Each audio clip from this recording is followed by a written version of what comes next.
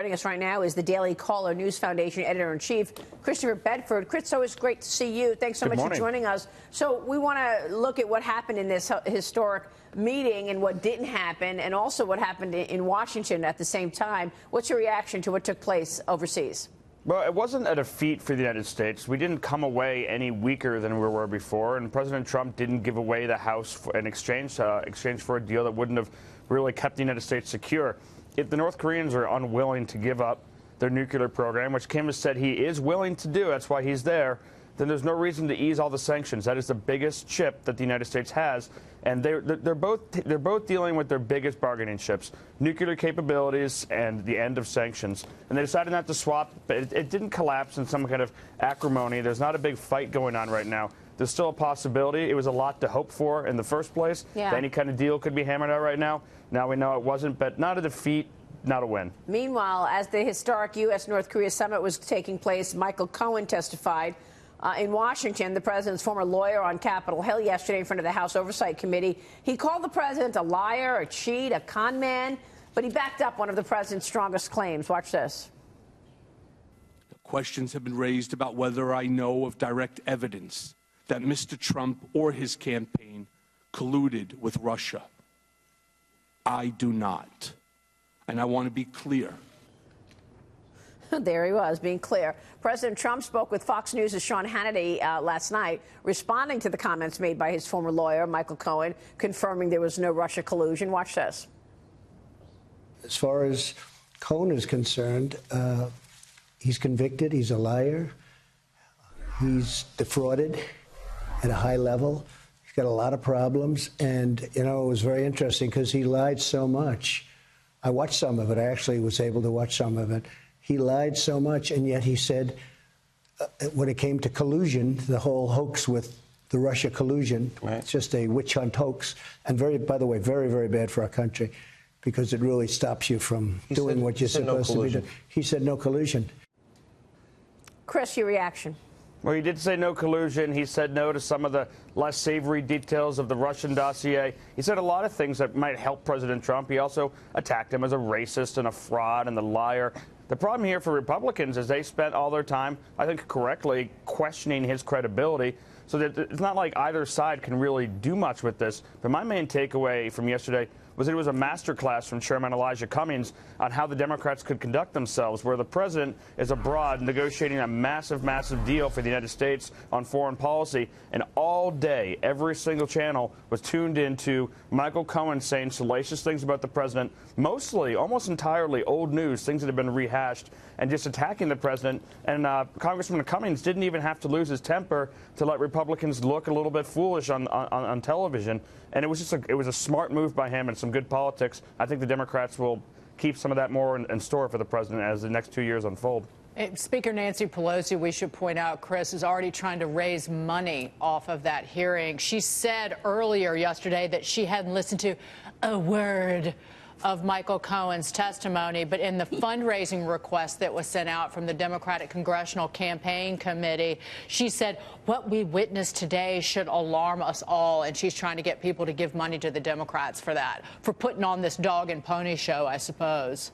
Everyone's going to make money on it. When Republicans tried to nail down Michael Cohen on not making money on a book deal, a movie deal, a TV deal when he gets out of prison, he just flat out refused to say he wasn't going to make money and pocket it. We didn't really learn that much yesterday, and it's all based on the word of a convicted liar. He's proven that he's willing to say what he needs to get ahead. Could some of it be true? Could some of it be false? Absolutely. But it's too difficult to parse out because the man has you can't trust the man. What about the fact that he spoke to Adam Schiff and Elijah Cummings about the content before he sat down? I mean, also in the testimony, he debunked a key point of the controversial Steele dossier that sparked the Russia investigation. There's that as well. Watch this. Have you ever been to Prague? I've never been to Prague. Never have. I've never been to the Czech Republic. He's never been to Prague and the Czech Republic.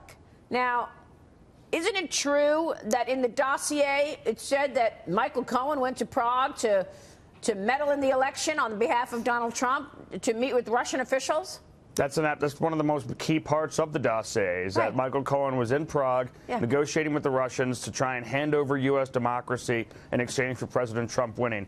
So far, it hasn't been nailed down once, but there have been leaks to the media from folks who were involved in the investigations that cell phone signals placed Michael Cohen there. Somebody somewhere is lying about this, and so far the evidence that Michael Cohen has actually been in Prague, it hasn't been released at all. It hasn't been proven. There was nothing new yesterday, nothing that was proven on collusion. It was a lot of just the same old, Trump's a bad person, we don't like him.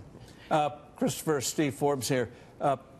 Speculate, if you will, why the president hasn't ordered the release of those documents that would show what actually happened in 2016 once and for all. Why doesn't he declassify them and put them out there, as he once indicated we might do?